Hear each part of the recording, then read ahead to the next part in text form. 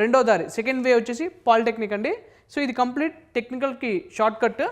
So duration 3 years అయితే ఉంటుంది.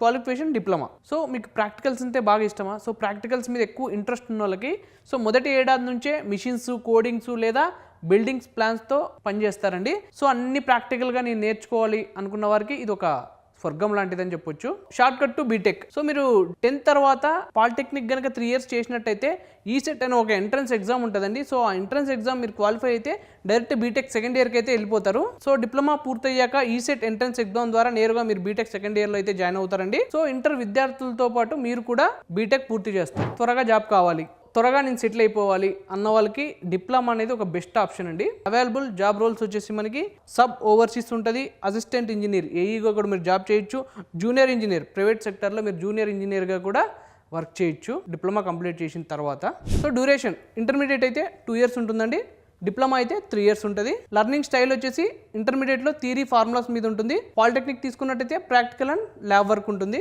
Main target so intermediate వాళ్ళకైతే ఐఐటీస్, ఎన్ఐటీస్ ఆర్ ఎబ్సెట్ మీద ఉంటుంది.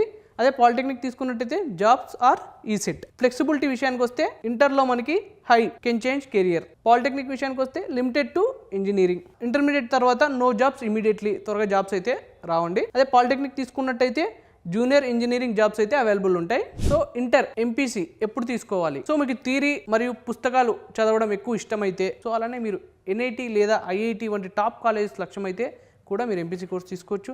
భవిష్యత్తులో కెరీర్ మార్చుకునే ఫ్లెక్సిబిలిటీ కూడా ఎంపీసీ గ్రూప్లో మీకు ఉంటుందండి.